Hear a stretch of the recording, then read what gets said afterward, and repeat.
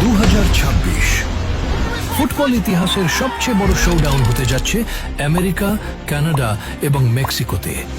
পুরো বিশ্ব যখন এই গ্রেটেস্ট শো অন আর্থের উন্মাদনায় মেতে ওঠার অপেক্ষায়, ঠিক তখনই এই গ্ল্যামার আর সেলিব্রেশনের আড়ালে রচিত হচ্ছে আধুনিক ইতিহাসের সবচেয়ে জঘন্য জিওপলিটিক্যাল ভণ্ডামি। আপনি কি কখনো ভেবেছেন 2022 সালে ইউক্রেনে হামলার অপরাধে রাশিয়াকে মাত্র কয়েকদিনের নোটিশে বিশ্বকাপ থেকে লাথি মেরে বের করে দেওয়া হলো? কিন্তু গাজায় এত বড় ধ্বংসযজ্ঞের পরও ইসরায়েল কিভাবে ফিফার সব টুর্নামেন্ট খেলে যাচ্ছে? আজকের ভিডিওতে আমরা ডিকোড করব কিভাবে ফুটবলের এই মেগা ইভেন্টকে ব্যবহার করে আমেরিকা তাদের অপরাধগুলোকে ঢেকে ফেলছে। জিওপলিটিক্সে স্পোর্টস ওয়াশিং বা সফট পাওয়ারের এই ভয়ঙ্কর গেম কিভাবে কাজ করে, এবং 2026 বিশ্বকাপের আড়ালে পশ্চিমা বিশ্বের আসল ভণ্ডামির মুখোশ কতটা ভয়ঙ্কর। মূল আলোচনায় যাওয়ার আগে একটি ছোট্ট অনুরোধ। আন্তর্জাতিক রাজনীতির এমন অজানা এবং এক্সক্লুসিভ বিশ্লেষণ সবার আগে পেতে এখনই ডিকোডেড বাংলা চ্যানেলটি সাবস্ক্রাইব করে বেল আইকনে ক্লিক করে রাখুন। চলুন শুরু করা যাক আজকের ডিকোড। ফুটবলের সাথে রাজনীতির এই মাখামাখি বুঝতে হলে আমাদের একটি টার্ম বা শব্দ বুঝতে হবে, আর তা হলো স্পোর্টস ওয়াশিং। সহজ কথায় স্পোর্টস ওয়াশিং মানে হলো খেলাধুলাকে ব্যবহার করে নিজেদের দেশের গ্লোবাল ইমেজ বা ভাবমূর্তিকে পরিষ্কার করা।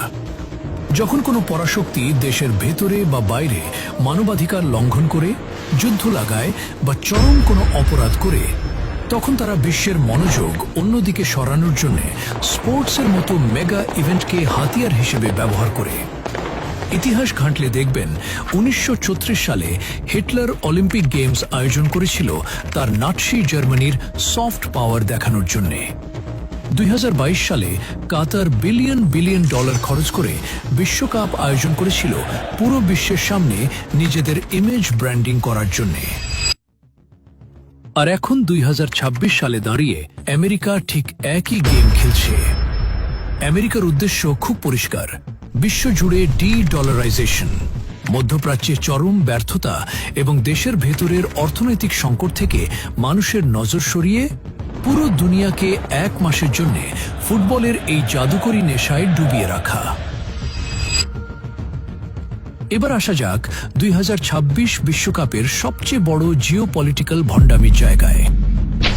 2022 সালের ফেব্রুয়ারিতে রাশিয়া যখন ইউক্রেনে আক্রমণ করল, ঠিক তার কয়েকদিনের মাথায় ফিফা এবং ওয়েফা এক জরুরি মিটিং ডেকে রাশিয়াকে আন্তর্জাতিক ফুটবল থেকে চিরতরে নিষিদ্ধ বা ব্যান করে দিল। ফিফা তখন বুক ফুলিয়ে বলেছিল, ফুটবলে আগ্রাসন বা যুদ্ধের কোনো জায়গা নেই। কিন্তু এবার একটু থামুন। 2024 থেকে 2026 সাল পর্যন্ত গাজায় যা ঘটল, পুরো পৃথিবী তার নিজের চোখে দেখেছে। আন্তর্জাতিক আদালত পর্যন্ত যেখানে প্রশ্ন তুলেছে, সেখানে ফিফা কি পদক্ষেপ নিল? অবিশ্বাস্য হলেও সত্য, আরব বিশ্ব এবং মানবাধিকার সংস্থাগুলোর হাজারো চাপের পরও ফিফা ইসরায়েলকে নিষিদ্ধ তো করেইনি, বরং বারবার এই ইস্যুটিকে পাশ কাটিয়ে গেছে। কিন্তু কেন? একই অপরাধে রাশিয়া নিষিদ্ধ হলে ইসরায়েল কেন নয়? এর উত্তর লুকিয়ে আছে ফিফার স্পন্সরশিপ এবং পশ্চিমা দেশগুলোর পর্দার আড়ালের হুমকিতে। ফিফার আয়ের সবচেয়ে বড় অংশ আসে আমেরিকান এবং ইউরোপিয়ান ব্রডকাস্টিং বা স্পন্সরদের কাছ থেকে। আমেরিকা স্পষ্টভাবে বুঝিয়ে দিয়েছে, বিশ্ব রাজনীতির মতো ফুটবলেও তাদের ইশারাই শেষ কথা।